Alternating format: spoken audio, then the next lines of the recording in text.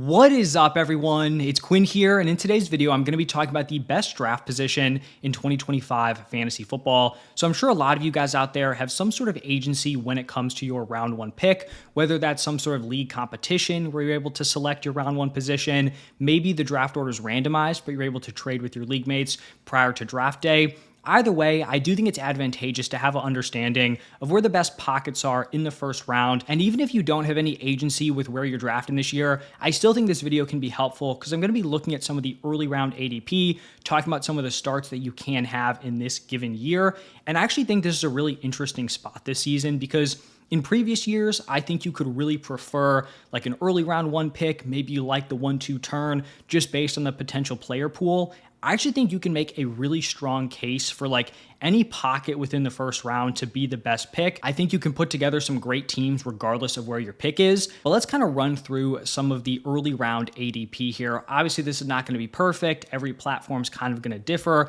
but these are some of the trends that I'm noticing using 4for4 ADP. Also just looking at like Sleeper, Yahoo, ESPN, their current ADP. So picks 1 through 3, like I said, this isn't going to happen every time, but you typically have Jamar Chase, Saquon Barkley, Bijan Robinson in that mix. Then pick 4 through 6, you're looking at Justin Jefferson, Jahmyr Gibbs, CeeDee Lamb. Then I feel like there's another tier break after the top 6.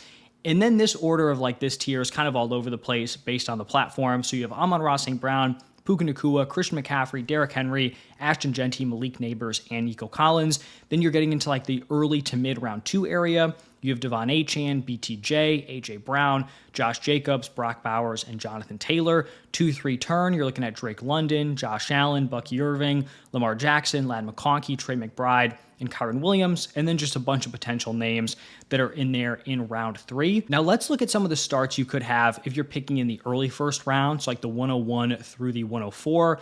In my opinion, Jamar Chase is the clear 101, so if I had the first overall pick, I would be going with Jamar Chase. Then I think 102, you're looking at like Bijan Robinson. He would be my pick. You could go Saquon Barkley.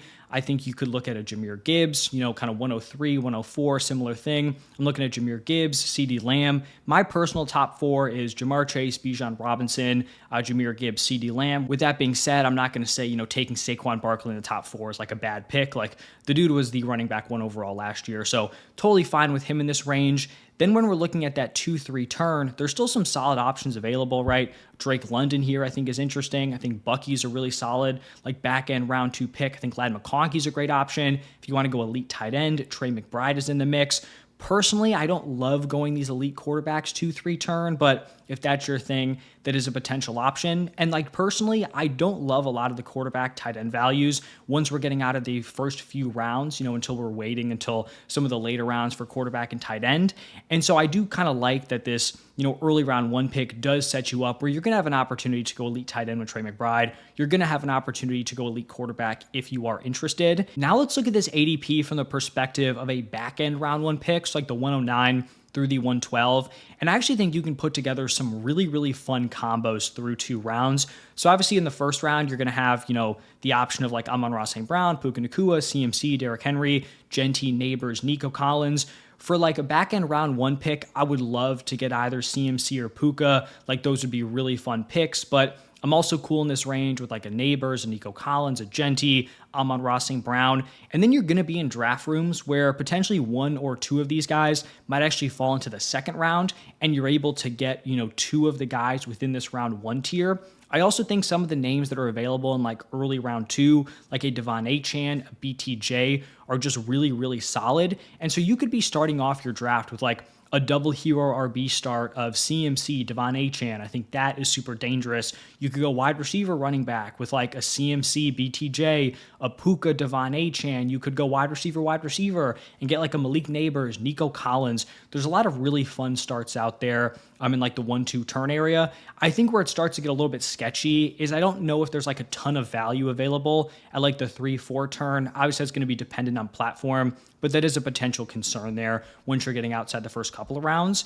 And then this next section I want to talk about actually contains like my favorite and least favorite picks. So we have the middle of the first round. So the 105 through the 108. And I actually think my favorite picks this year are going to be the 105 and the 106 But then kind of funny enough, I really don't like the 107, 108 area. And I'll kind of show you guys why here. So as you can see on the ADP, there seems to be some sort of consensus top 6. Now I would kind of throw Puka Nacua in this range, but I understand some people being sketched out about the Matthew Stafford back injury. But what I really like about this top 6 is typically you are going to see one or both of guys in my top 4 fall to the 105 or the 106 in Jahmyr Gibbs and CeeDee Lamb. So I do have CeeDee Lamb as my wide receiver 2. I have him ahead of Justin Jefferson, but you don't really see him get picked ahead of Jefferson all that often. And then for Jahmyr Gibbs, I have him ahead of Saquon Barkley. I have him ahead of Justin Jefferson. And typically he's towards the end of this top 6 area. And so if I'm picking at the 105, 106, I feel like I could be getting someone who's my 103, 104 in like a Gibbs, a Lamb, and I'm getting them at a discount. When we look at round 2, I think you're in a nice spot to potentially collect some falling values. Now, there's no guarantee you get like a screaming value in round 2, but you're going to be in the mix for like a falling Devon Achane, a BTJ, a Brock Bowers. I really like going like mid-round 2 Brock Bowers, just locking up that tight end position. Also, AJ Brown's going to be in the mix there. And then even if you don't get one of those guys, like I'm totally fine taking a Drake London, like a Jonathan Taylor, Lad McConkey, guys like that in the middle of the second. And maybe it's not like a screaming value, but I still think it's a fine pick. And then once again, when we're getting into round 3, I also think there are some really fun picks where you're looking at like potentially T. Higgins, Chase Brown, Tyreek Hill. I think any of those guys going in the mid-3rd round is a great pick. And then even round 4, I know we don't have the ADP right here, but you could be in the mix for like an Amarion Hampton, who's someone I'll just be like smash drafting in the middle of the 4th. Mike Evans could slip, some of those wide receivers. Xavier Worthy, Kenneth Walker, right? Like I typically don't like going running back in like the round 4, 5, 6 area, but this season I found myself drafting a lot of Kenneth Walker and Amarion Hampton.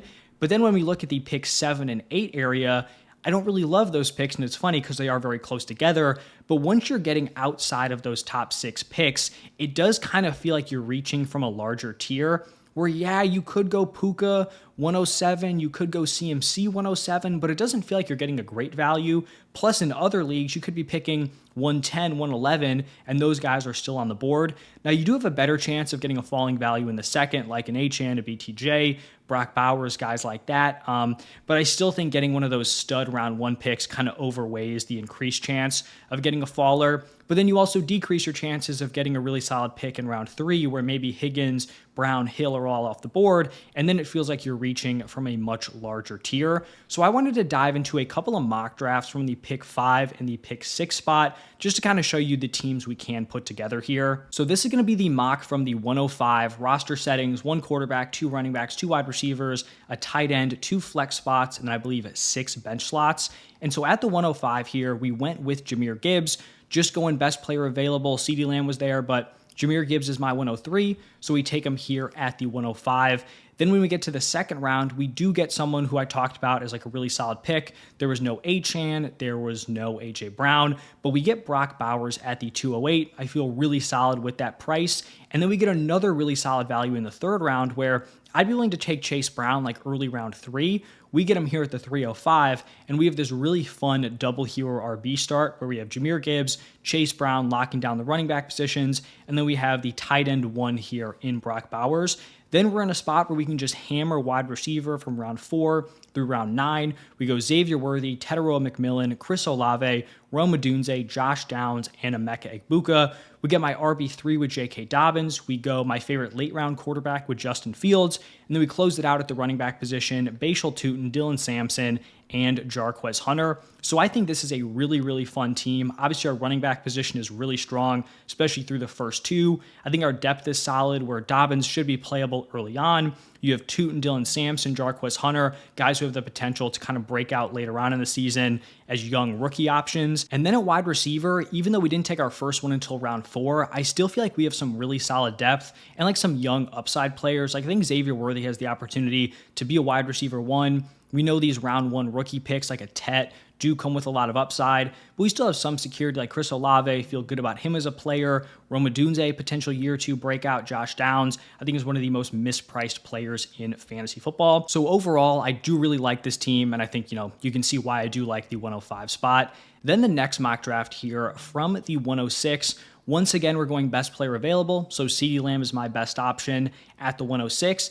This is actually a draft where we didn't get some sort of screaming value in the second round, right? A.J. Brown picked right before us, Achane, Bauer, CMC. No, CMC there would be insane, but some of those other picks didn't quite make it to the 207. So I did go with Jonathan Taylor. I like the idea of getting our running back one here. This could have been Ladd McConkey, but sometimes I find myself, if I do go wide receiver there, I don't get a value at running back in round 3 and round 4. I kind of get phased out of the position, which I don't love. So we go JT round 2. We go T. Higgins mid round 3, which I think is a great pick. You're literally drafting the wide receiver 5 in points per game in like the middle of the 3rd round. Too good of a value to pass up. And then I did talk about this, when you're getting into mid-round 4, you might have the option to pick a Marion Hampton, and for me, that is just going to be a smash pick there. So through 4 rounds, we have 2 wide receivers, 2 running backs, round 5, round 6, like I typically do. I go wide receiver with George Pickens, Travis Hunter. We get a decent RB3 in Tony Pollard in the 7th. We get another wide receiver here with Juwan Jennings. We go 8th round quarterback with Kyler Murray. Get our last wide receiver with Darnell Mooney in round 10. Then we go late round tight end Tucker Kraft, definitely one of my favorite late round options. And then just hammer the running back position like we did in the last draft. Braylon Allen, Trey Benson, and Roschon Johnson. So once again, I think this is a really strong team. I think our running back position is pretty solid with JT, Hampton. Maybe feel better about Tony Pollard early on over Marion Hampton, but I think Hampton's going to be fine, especially with Najee not really in the mix. Wide receiver, obviously super solid. CeeDee Lamb, T. Higgins, George Pickens, Travis Hunter, solid depth with Juwan Jennings and Darnell Mooney. Obviously, quarterback, tight end, we did kind of wait, but I really like Kyler Murray as like one of those mid to late round quarterback picks. And then if we're going to wait at tight end, I think Tucker Kraft is completely fine. So hopefully you guys can see why I like the pick 5-6 area. Like I said, I do think you can build strong teams from any pick. I just feel like when you are picking towards the middle of the 1st round, you're able to get some of those falling values in every round. And I think a lot of those are in play when you're picking at like the 105, 106 area. But I'd love to hear your feedback. Where's your guys' favorite spot to draft this year in fantasy? Drop it down below. But thank you all for stopping by, and I will see you in the next one.